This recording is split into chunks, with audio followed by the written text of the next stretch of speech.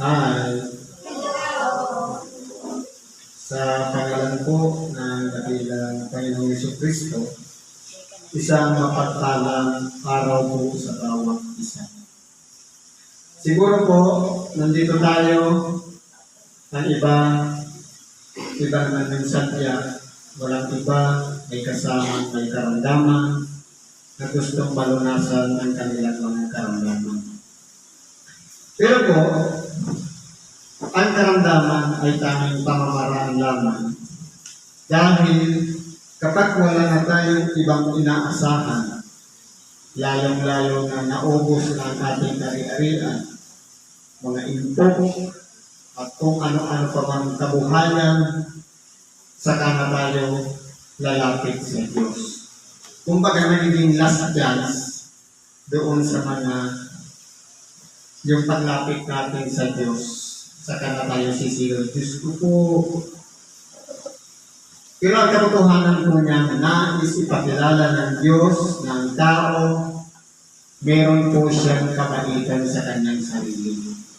Siya man ay natukso, napahamak, napasama, meron pa rin siyang taglay sa kanyang sarili na espiritu na mula sa Diyos na kumukuha ng hilinga sa pamamagitan ng ating nilalanghap na hangin upang mabuhay tayo dito sa ibabaw ng sanlibutan.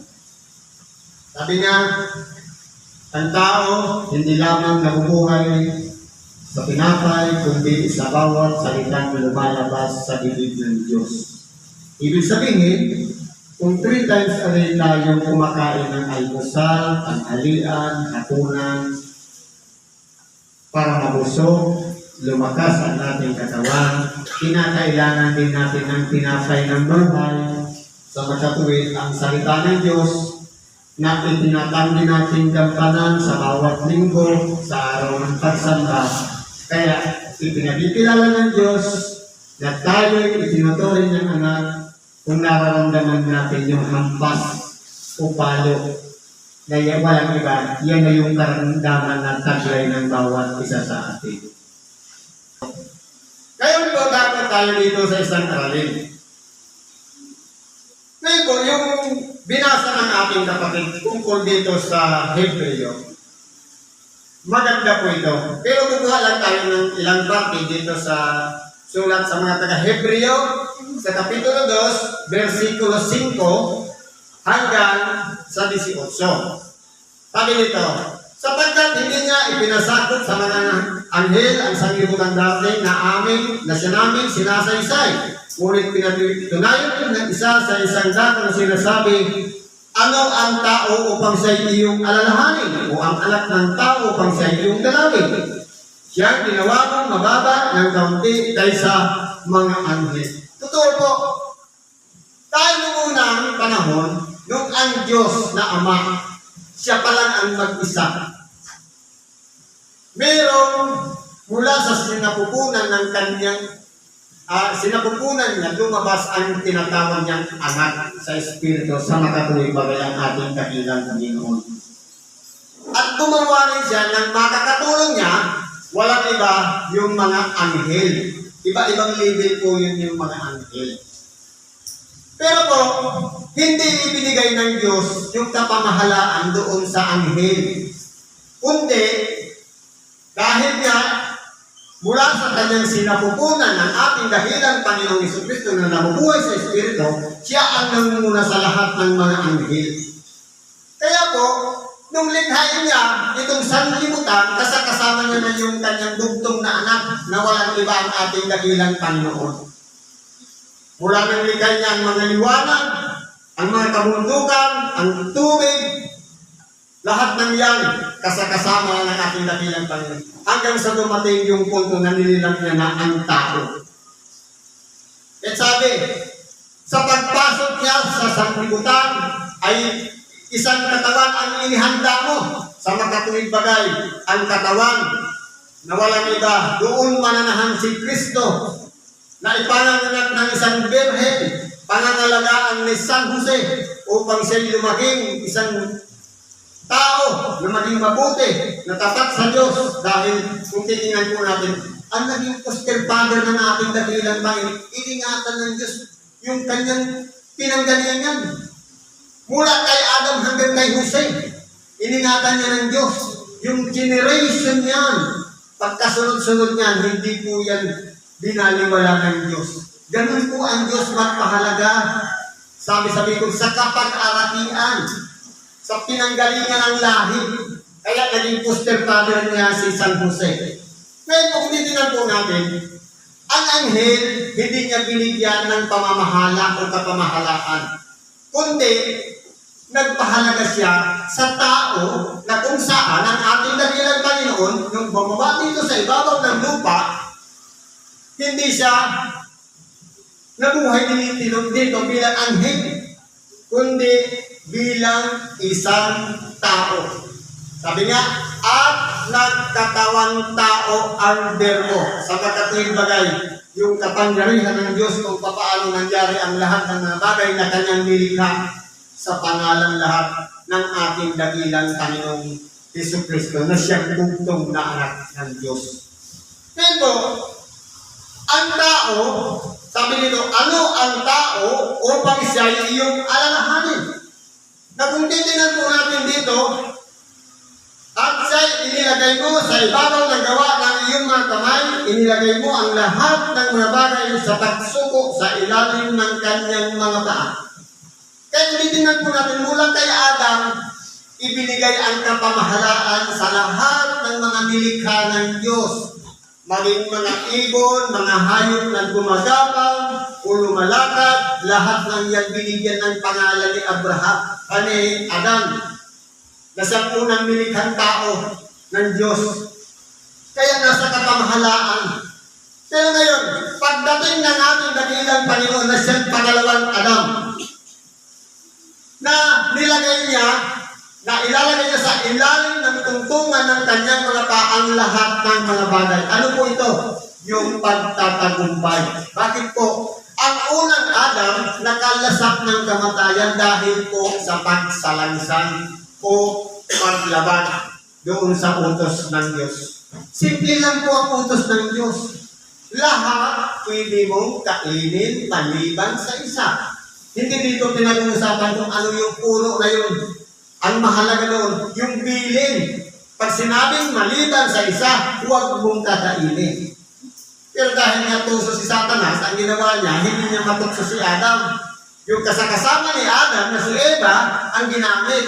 Tinukso muna si Eva, nung makakain na si Eva, saka naman nagdala kay Adam. Kumbaga, yung pamamaraan ni Satanas, tactical.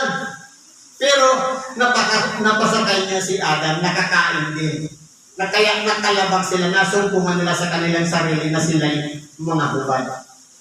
Pero itong pangalawang Adam, na walang iba, ang ating dakilang Panginoon, mula naman sa mga kasalanan, dinala niya, siya'y nagbigay ng sakripisyo sa kanyang sarili, alang-alang sa pagsunod lamang sa kalooban ng Diyos na ang lahat ng tao ay maibalik niya sa kanyang Ama sa pamamagitan ng pag-aalay niya ng kanyang buhay upang sa ganon ang mga tao, bagamat nakasumpong ng kamatayan, ay meron pang pag-asa patungkol doon sa buhay na walang hanggan. Yan po kasi ang plano ng Diyos. Sinira ng kalaban ng Diyos. Nabuhay si Adam, ang gusto ng Diyos, manahan sa buong lupa, punuin ang buong lupa. Pero dahil sinira ng Diablo, ngayon nandoon ang ating dakilang Panginoon, pampalubag loob sa mga kasalanan ng tao upang sa ganon maibalik tayo sa Diyos at magtamo tayo ng ating pinag-aasam-asam na walang iba, ang buhay na walang hanggan. Kaya sabi dito, dahil sa mga anak ay mga may bahagi sa laman at dugo. Siya na may gayon din nakabahagi sa mga ito. Totoo po, ang ating dakilang Panginoon na buhay bilang nasa laman at dugo. Naranasan niya rin ang mabilan. Naranasan niya rin ang magutom, maglupay-pay, manghihina. Pero po, dahil po sa kanyang pakikipag-isa sa kanyang Ama, hindi po siya pinanghinaan ng loob. Nakikita niya na ang dadaanin niyang pagdaranas na mga kahirapan, paghampas, pagtalo, at kung ano-ano pa mang mga pagduwahagi, pagdura, pagsipa. Lahat ng yan, inihanda na ng ating dakilang Panginoon ang kanyang sarili dahil sa isang purpose, mapagtagumpayan niya ang kamatayan. Kaya po, nung ating dakilang Panginoon dalhin doon sa bundok ng Golgotha, bitbit ang cross ng Kalbaryo, para ipako doon sa cross, anong nangyari? Nung ipinatako na siya, doon may parang isang pangyayari sa Jerusalem na pati yung taming na baak, umulog, nagdilim, dahil lamang sa pagdadalamhati, dahil natupad na ng ating dakilang Panginoon ang kanyang pagtatagumpay na inialay niya ang kanyang buhay alang-alang sa bawat isa sa atin. Na kung titingnan po natin, advance yung paggawa niya ng pagtubos. Pero tayo hindi tayo sinisilang, kasama na tayo sa tinubos ng ating dakilang Panginoon. 2,000 taon ang nakalilipas. Pero ang ilalakip lang natin, pananalig, nakasama tayo doon sa mga tinubos ng ating dakilang Panginoon, doon sa cross na kanyang dinipahan, na ibinilag niya sa kahiyan ng kanyang sarili alang-alang sa bawat isa sa atin. Pero bakit nagpapatuloy pa rin tayo sa pagkakasala? Dahil po, buhay tao talaga tayo. May kahinaan, may karupukan. Kaya nga, dumarating sa pinakatunay na kahinaan ng tao, walang iba ang kamatayan. Sabi dito, ay sa pamamagitan ng kanyang kamatayan ay malibol yaong may paghahari sa kamatayan, sa makatuwid ay ang diablo. Kaya po ang tao, lahat po talaga mamamatay dahil nasa ilalim tayo ng kapangyarihan ng diablo o alitigtigin ng laman. Pero anong sabi ng ating dakilang Panginoon? Maliban ang tunay ng trigo ay mamatay, ay hindi siya mabubuhay. Maliban ang taong ganasin ang buhay kahit ilang taon man ang abutin niya hanggang kamatayan. Kapag hindi natin dinanas ang kamatayan, hindi tayo magkakaroon ng tsansa doon sa panibagong buhay. Sa makatuwid bagay ang buhay na walang hanggan. Kaya po, sabi kanina ni Brad, sino ang takot ditong mamatay? Ngayon, kung umiiral pa rin ang takot natin parang na hindi tayo mamatay, ibig sabihin, nasa alitigtigin pa tayo ng naman. Pero kung tayo na kay Kristo, mano kaya ialay mo yung sarili? Halimbawa, nahihirapan ka na, sabi mo, Diyos ko, ikaw po ang nakakalam ng buhay ko. Isinusurrender ko po sa iyo ang buhay ko. Kung kukunin mo na, nasa iyo na po. Pero kung dudugtungan po, ikaw po ang may kalooban, huwag ako. Yan po ang pag-surrender. Yan ang sinasabi, gawin ang iyong kalooban kung papaano sa langit, gayon din sa lupa. Thy will be done. Dahil kung tayo po ang may sariling kalooban, siyempre maghahanap tayo ng mapagpapagamutan. Pero kung kalooban ng Diyos na pagalingin ka, nasa Kanya po yan. Dahil hawak niya ang bawat bagay na may buhay. Nasa kamay ng ating dakilang Panginoon. Kung hanggang doon na lang ang sukat ng ating buhay, baka mamaya niyan, nagkamali pa yung magagamot, sisihin mo pa yung doktor, yung albularyo na gumamot sa'yo. Paano kung ipagkatiwala mo na lang sa Diyos? Diyos po ang nakakano, baka hindi pa yun, pagdaraanan mo lang yun, pagkagising mo kinabukasan, magaling ka na. Dahil nakasurrender sa Diyos. Kung si Kristo nga ay nagsurrender ng kanyang sarili, alang-alang sa kamatayan sa cross, bakit hindi natin gawin? Na kaya din natin ialay ang kanyang sarili, alang-alang lamang sa pagpapasakop ng ating kalooban. Dahil meron tayong will, meron tayong gusto, pero iba po ang gusto ng Diyos. Marami tayong plano sa ating sarili, pero iba ang plano ng Diyos. Kaya kung titignan mo na, ang susi lang naman dito, ibababa natin ang ating sarili, magpasakop tayo sa Diyos. Kaya po, kung titignan po natin, mahal ng Diyos ang mga tao.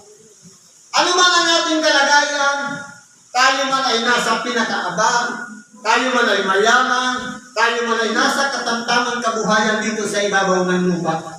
Ang mahalaga po dito, maramdaman natin kahit minsan sa oras ng ating kapighatian at kabigatan sa ating buhay na walang iba, yung karamdaman na hapong-hapo tayo, nangihina tayo, makilala natin. Diyos talaga ay pagkapangyarihan. Magagawa niya, ganasin natin ang tayo'y maghirap, magkaroon ng karamdaman para lamang matuto. Makilala natin, mas makapangyarihan pala ang Diyos kaysa sa anumang bagay dito sa ibabaw ng sanlibutan. Yun po yung importante doon. Kaya kung dinil ko natin dito, sabi nito, ang kamatayan, malipol yaong may paghahari sa kamatayan, sa makatuwid ay ang diablo. Kaya kung ang tao po, kinakailangan talagang mamatay, dahil nakatakda ng yun, sabi na una-una lang. May nauna na mahuhuli, may nahuli na mauna. Merong ipinanganak pala ngayon, 8 anyos, patay na. Meron naman tumagal na gusto yung buhay. Pero sa totoo lang, bakit humaba yung buhay? Dahil sa mga masasama, pinapahaba ang buhay para binibigyan pa ng Diyos ng pagkakataong magsisi, magbago, at magbalik loob sa Diyos. Pero yung mga matutuwid, binabaliwala na yun ng Diyos. Bakit po? Maalala natin yung talinhaga doon sa sandaang tupa. Iniwan niya yung siyang naput siyang, hinahanap yung isa na nagsisisi at nagbabalik loob sa Diyos. Kaya po, ang ating dakilang panamba rito para sa mga makasalanan. Para tayong lahat mapatawad ng ating mga kasalanan. Pero anong nangyayari? Pinatawad na tayo, pero nagkakasala na muli dahil sa sinasabi rin, walang matuwid, wala kahit isa. Sa makatuwid, kinakailangan natin ibaba ang ating sarili na manalangin tayong mahabag kapag Diyos ko sa ating mga kasalanan. Ito yung naging bunga ng katawang ibinigay mo sa akin may karamdaman dahil pinabayaan ko. Hindi ko pinakain ng 3 ulit sa isang araw. Hindi ko pinapainom ng tubig ni paliguan man. Kundi, nakapokus lang ako sa mga trabaho. Kaya ano nangyari? Dahil iniibig tayo ng Diyos, tinuturing tayo na nagpapaluin ka ng Diyos. Kaya ngayon, ito yung daan na napunta ka dito, hindi para magsimba. Pero ano nagiging unang isip ng tao kapag dumarating ng simbahan? Sa totoo lang po, paghusga. Bakit? Kapag pumasok ng simbahan, ang unang papasok, ano kaya nilihiyot ito? Sa totoo lang po, isa lang naman ang ginawa ng Diyos na iglesia itinatag niya. Tao lang po ang naghuhusga. Ang salita ng Diyos, pang-worldwide, pang-general. Tao lang po ang nagkakaroon ng pagkakabahagi, nagkaroon ng mga kanya-kanyang pangalan. Sa totoo lang po, kapag pinag-uusapan ang salita ng Diyos, kahit nasaan ka man, saan ka man simbahan pumunta, pakiramdaman mo, damdamin mo. Ng buong puso, ang salita ng Diyos na pumasok sa iyong tainga, dire-diretso sa ating puso, i-process natin. Kaya pala ganito ako, may karamdaman ako. Meron pala akong kapitbahay na hindi ko pa pinapatawad. Baka yun ang naging dahilan para paluan ka ngayon ng Diyos, kaya ka may karamdaman. Kaya po, nasa atin, kung malawak ang ating pagkaunawa, dapat takuin natin mula dito sa pagdakon natin sa templo, hindi lang pinagaling ang ating karamdaman, kundi pag-uwi natin sa ating mga tahanan. Pinago na rin natin yung pamantayan ng ating mga buhay. Kasi yun po yung pinaka-importante, yung pagbabago ng sarili. Sabi dito, sapagkat tunay na hindi niya tinutulungan ang mga anghel, kundi tinutulungan niya ang mga binhi ni Abraham. Totoo. Kapag ang anghel nagkasala, out na agad, doon na yan sa paghahatol. Inihanda na yun ng Diyos doon sa paghuhukom. Pero ang tao, kapag nagkasala, maraming chance. Anong sabi ni Simon Pedro? Panginoon, hanggang ilang ulit ko bang patatawarin ang aking kapatid kung magkasala sa akin hanggang sa makapitulan mo ba? Ang sabi ng ating dakilang Panginoon, hindi ko sinasabi hanggang sa makapito, kundi sa makapitong pito. Ibig sabihin, hindi lang nagkasala yung kapatid mo 7 times mong patatawan, kundi 70 times 7 is plus 490 ko siyang patatawarin sa buong maghapon. Ang problema, isa nga lang kasalanan. Lumagpas lang yung, tama yung sinabi ni Brother, lumagpas lang yung boundary, nagalit ka na. Inutangan mo lang, hindi ka pinahiram, galit ka na. Sa totoo lang po, nasa atin po ang susi. Kung marunong tayong magpatawad, sabi sa panalangin, patawarin mo kami ng aming mga kasalanan. Okay, tayo yung may sabi. Gaya naman namin na nagpapatawad sa mga may sala sa amin. Ang tanong, gusto ba natin tayo lang patawarin ng Diyos? Yung nagkasala sa atin, hindi natin patatawarin? Magiging sinungaling tayo. Protocol yun. Magpatawad muna tayo bago tayo patatawarin ng Diyos. Yun yung importante yun. Kaya po, ang tao, mas pinakamamahal ng Diyos. Kahit paulit-ulit na nagkakasala, paulit-ulit din pinapatawad ng Diyos. Dahil po, ang Diyos mas mahabarin sa tao kaysa sa mga anghel. Ang anghel, inihanda niya na agad yun sa paghuhukom. Pero yung tao, pwede pang patawarin. Lalong-lalo na, kung nakikita natin sa ating mga sarili, na mayroon naman tayong unawa, nakakaintindi naman tayo, bakit hindi natin magawa ang magpatawad sa kapwa? Ano gusto natin maging katulad ng anghel? Diretso na agad sa paghuhukom? Tao po tayo, kaya ang lahi ni Abraham, o binhig ni Abraham, mas tinutulungan ng Diyos. Kaya, nararapat sa kanya na sa lahat ng mga bagay ay matulad sa kanyang mga kapatid, upang maging isang dakilang saserdoteng maawain at tapat sa mga bagay na nauukol sa Diyos. Ano po ba yung tungkulin ng saserdote? Walang iba, yung tagapagsakripisyo. Kaya kung titignan muna po natin ang kalagayan ng saserdote, meron din silang pamilya. Nung panahon, hindi ngayon, yung mga pare ngayon, binata. Nung panahon, yung mga lahi ni Levi, ang tawag yan mga saserdote. May pamilya yan, isang litik yan. Kaya, papalit-palit yung pupunta doon sa pag-aalay ng sunugan, ng mga pare, may punong pare, para lang yung alay ng isang mamamayan ng Israel, ibibigay doon sa saserdote para sunugin. Sila ang tinatawag na mga tagapaglingkod. Na kapag nagawa na ng saserdote, yung tungkulin niya ng pagkasaserdote, yun na yung pampalubag loob para mapatawad ang kasalanan ng bayan doon sa mga sinusulong na yun. 1:2 noon.